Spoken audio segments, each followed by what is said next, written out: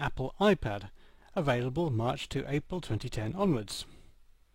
The Apple iPad is one of the most anticipated product launches for a while. Sitting in the small gap between high-end smartphones and netbooks, it competes with devices like the Nokia Booklet 3G in trying to bring truly seamless and ultra-portable data connectivity wherever users go. It's not just a compact computer. The interface is derived in part from the iPhone, and it uses a completely different set of design concepts from a standard PC or Mac interface. The overall effect is that the iPad feels like something that has dropped out of a time warp from the future, and it makes offerings like Nokia's look old-fashioned, even if they are just as functional. Apple are pricing the iPad in the US at just $499 for the basic 16GB Wi-Fi model, up to $829 for a 64GB iPad with Wi-Fi plus 3G support, with lots of price points in between, including a 32GB variant. Apple say that the iPad should be available in 60 days for the Wi-Fi only version, so the very end of March, and 90 days for the 3G and Wi-Fi variant, the end of April. It looks like a stretched iPhone with a large 1024 by 768 pixel 9.7-inch touchscreen display dominating the design, plus an iPhone style button at the bottom. Inside is a 1 GHz Apple A4 processor. We guess this is ARM derived. The iPad supports 802.11a, B, G and N Wi-Fi. It comes with Bluetooth 2.1 support, GPS and a compass, plus a microphone and speaker. We don't know if it's possible to make voice calls on it though, or even if you'd want to try. The iPad is around 13mm thick and weighs very roughly 700 grams, which is impressively thin and lightweight for a fully featured device such as this.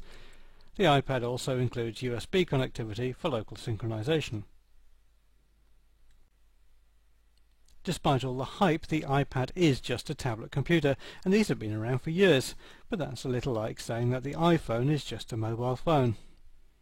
Apple will no doubt add their own magic to the concept and will somehow persuade consumers that they actually want to go and buy a type of device that they've previously always avoided.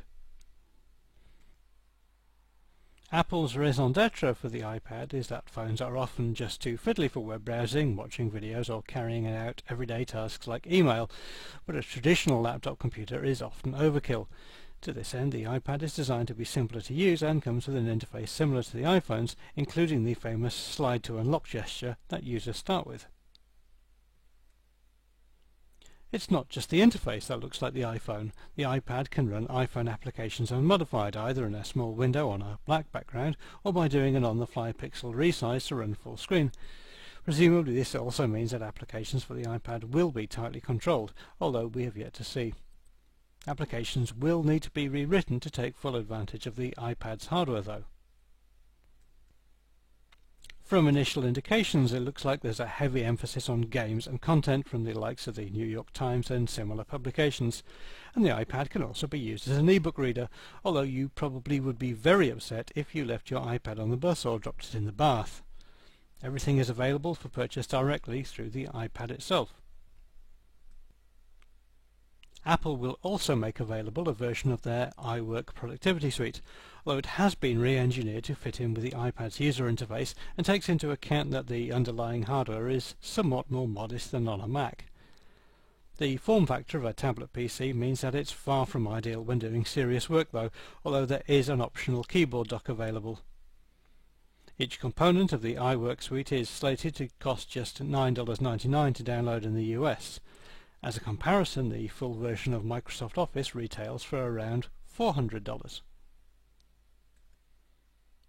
Annoyingly, there appears to be no multitasking support on the iPad, meaning that it's designed for running just one application at a time, and this may well be a key weakness. This is bizarre because the underlying operating system is a descendant of Unix, which has had full multitasking since 1969. Although you can't fit a PDP-7 in your pocket. There's no built-in keyboard on the iPad, but the large touchscreen leaves plenty of space to have a virtual one on screen, which should satisfy most casual users. Of course, the Apple iPad has Wi-Fi built in, but it also has optional cellular connectivity, which should be a lot easier than the traditional messing around with dongles, cards and Bluetooth connections. Apple say that the data plans available with the iPad in the US will be $29.99 per month for unlimited data and $14.99 for a much more modest 250 megabyte limit available through AT&T. Contracts can be cancelled at any time without notice, which is not a bad idea considering that many iPads will never roam beyond their Wi-Fi connection. International deals should be in place by June. On a side note, one unusual feature is the iPad uses something called GSM microSIMs that we've not come across before. The Apple iPad won't appeal to everyone, and the price tag makes it more expensive than some low-end notebooks. The huge size means that it won't be replacing many people's mobile phones, and for serious computing power the iPad is never going to challenge desktops and laptops. But Apple are betting that there are enough people who are looking for a device just like this, and we have to say that it certainly looks compelling and slick enough to be a success, and a potential game changer in the industry. Apple have more details of this device at www.apple.com/iPad.